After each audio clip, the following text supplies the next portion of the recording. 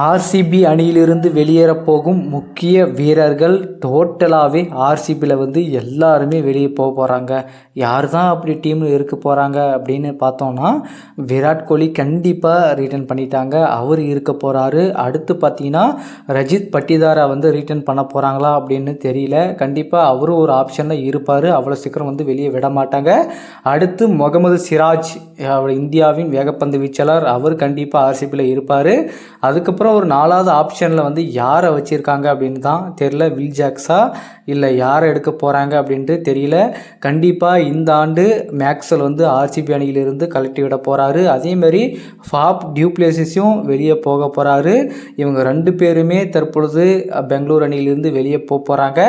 அப்படி அவங்க 2 பேருமே வெளியே போனால் அடுத்தது யாரை டீமுக்குள்ளே எடுத்துகிட்டு செட் பண்ண போகிறாங்க அப்படின்றது தான் ஒரு முக்கியமான விஷயம். ஆர்சிபியை பொறுத்த வரைக்கும் பேட்டிங் லைனப் நல்லா இருந்தால் பவுலிங் நல்லா இருக்கிறதுல, பவுலிங் லைனப் நல்லா இருந்தால் பேட்டிங்கில் சொதப்புறாங்க. இப்படி தான் பல சீசன்கள் நல்லா இருக்க கையில் இருந்த மேட்சை கோட்டை விட்டுருக்காங்க. அப்படி இருக்கும்போது முன்ன சீசன் ஓகே நல்ல கம்பேக் பண்ணி வேறு லெவலில் பர்ஃபார்மன்ஸ் பண்ணி குவாலிஃபை வரைக்கும் உள்ளே வந்தாங்க. பட் இருந்தாலுமே உள்ளே வந்தது அவங்களுடைய கனவுகள் நிறைவேறாமலே போயிடுச்சு. டியூப்ளேசிஸும் நல்லா கடுமையாக உழைச்சார். இந்த டைமும் அவரே வழி நடத்துவார் அப்படின்னு பார்க்கப்பட்ட இந்த நிலையில் தற்பொழுது அவரை ஆர்சிபியிலிருந்து ரிலீஸ் பண்ண போகிறாங்க. ஏன்னா அவர் வயசு அதிகமாகிடுச்சு. அதனால் இனிமேல் அவர் கண்டிப்பாக ரொம்ப பண்ண மாட்டார் அப்படின்னு சொல்லிட்டு அவரை ரிட்டர்ன் பண்ணுறதுக்கான எந்த ஒரு ஆப்ஷன்லையுமே ஆர்சிபி இறங்கலை. அடுத்து எந்தெந்த பிளேயருக்கு டார்கெட் பண்ண போகிறாங்க, எந்தெந்த ஃபாரின் பவுலர்ஸை டீமுக்குள்ளே கொண்டு வர போகிறாங்க, எந்தெந்த இந்தியன் பவுலர்ஸ்க்கு டார்கெட் பண்ண போகிறாங்க அப்படின்னு தான் அடுத்து ஆர்சிபி தீவிரமாக ஆலோசனை செய்யப்பட்டு வந்துட்டுருக்காங்க. அதே மாதிரி யஸ்துல் தயால் கூட ரிட்டர்ன் பண்ண போகிறதா சொல்லியிருக்காங்க. ஸோ அவங்கள ரிட்டர்ன் பண்ணி என்ன பண்ணுறாங்க அப்படின்றது தெரில. கண்டிப்பாக ரிட்டர்ன் பண்ணுறதுக்கு ஒரு குவாலிஃபிகேஷன் வேணும். அப்படி இருக்கும்போது விராட் கோலி இந்த மாதிரி ஒரு முக்கியமான பிளேயர்ஸ் எல்லாருமே ரிட்டர்ன் பண்ண போகிறாங்க. அப்படி டியூப்ளேசஸை விட மாட்டாங்களா இல்லை விடுவாங்களா அப்படின்னு தெரியல. கண்டிப்பாக மேபி ஆர்டிஎம் மூலியமாக அவங்களே தக்க வச்சாலையும் வச்சுக்கலாம். மேக்ஸ்வெல் கம்பல்சரி விட போகிறாங்க, அதில் எந்த மாற்றமும் இல்லை.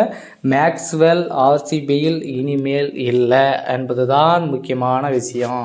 ஏன்னா முன்ன சீசனே பார்த்தோன்னா ரொம்ப மோசமாக ஆடிட்டார். அப்படி இருக்கும்போது அவரை கண்டிப்பாக ரிட்டர்ன் பண்ண மாட்டாங்க.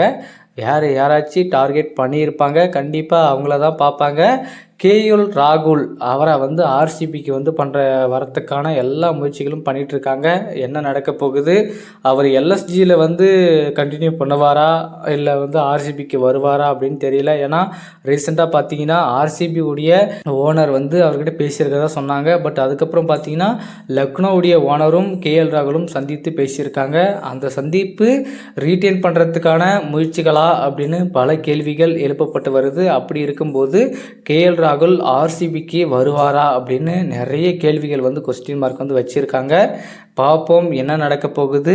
ஆர்சிபி தன் அணியில் இருக்கக்கூடிய முக்கிய வீரர்கள் எல்லாருமே வெளியே போக போகிறாங்க. இதனால் அடுத்து ஆர்சிபி டீம் எப்படி பிளேயர்ஸ் செட் பண்ண போகிறாங்க, எந்தெந்த பிளேயர்ஸ் மீண்டும் ஆர்சிபிக்கு வர போகிறாங்களா இல்லை புது புது பிளேயர்ஸ் யாராச்சும் வரப்போங்களா அப்படின்றத நம்ம பார்ப்போம்.